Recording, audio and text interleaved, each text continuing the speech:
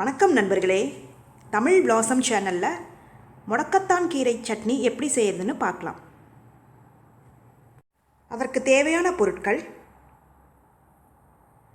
சின்ன வெங்காயம் ஒரு 10, தேங்காய் தேவையான அளவு, பெருங்காயத்தூள் சிறிதளவு, மிளகு ஒரு 15, புளி சிறிதளவு, வரமிளகாய் 4, உளுந்து 1 டீஸ்பூன், ஜீரகம் 1.5 டீஸ்பூன், பூண்டு 5, தேவையான மஞ்சத்தூள், உப்பு தேவையான அளவு, முடக்கத்தான் கீரை ஒரு கப் எடுத்திருக்கேன்.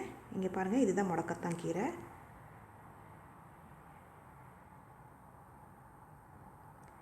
இந்த காம்பெல்லாம் நீக்கிட்டு இலையை மட்டும் எடுத்து வச்சுருக்கேன். இப்போ வானலியில் நல்லெண்ணெய் ஊற்றிக்கலாம். கொஞ்சம் காஞ்சோன்னே உளுந்து, ஜீரகம் சிம்லேயே வச்சு வறுத்துக்கோங்க. சின்ன வெங்காயம் கட் பண்ணி போட்டுக்கோங்க.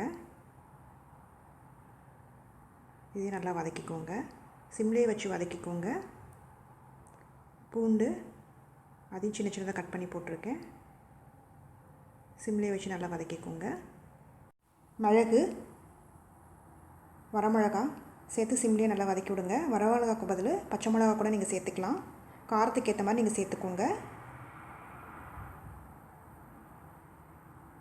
தேவையான அளவு மஞ்சத்தூள், தேங்காய் திருவல் உங்களுக்கு எவ்வளோ வேணுமோ அதுக்கேற்ற மாதிரி நீங்கள் சேர்த்துக்கோங்க.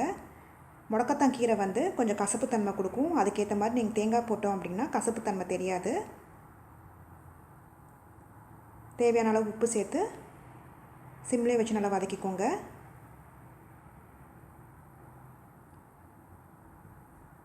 இப்போ நல்லா வதங்கிடுச்சு. முடக்கத்தான் கீரையை போட்டுடலாம். இப்போ காம்பை நீக்கிட்டு வெறும் கீரையை மட்டும் நல்லா கழுவி போட்டுக்கோங்க. நல்லா சிம்லேயே வச்சு நல்லா வதக்கிக்கோங்க. இந்த கீரையை வாரத்துக்கு ஒரு முறை இல்லை மாதத்துக்கு ஒரு முறை சாப்பிட்டு வந்தோம் அப்படின்னா மூட்டு வலி, மூல நோய், மலச்சிக்கல் எல்லாம் குணமாகும்.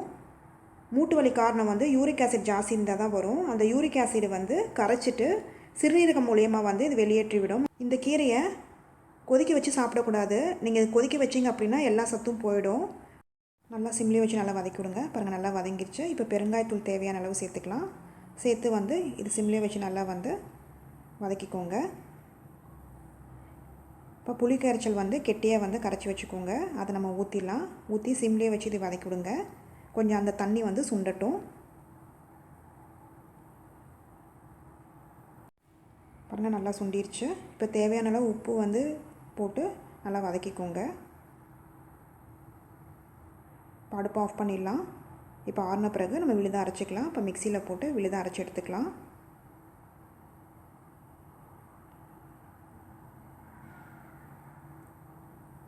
பாருங்கள், விழுதாக அரைச்சி எடுத்தாச்சு.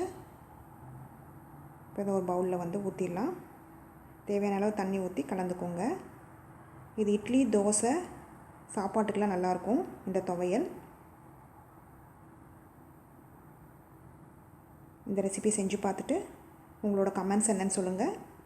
பிடிச்சிருந்தால் லைக் பண்ணுங்கள், ஷேர் பண்ணுங்கள், சப்ஸ்கிரைப் பண்ணுங்கள்.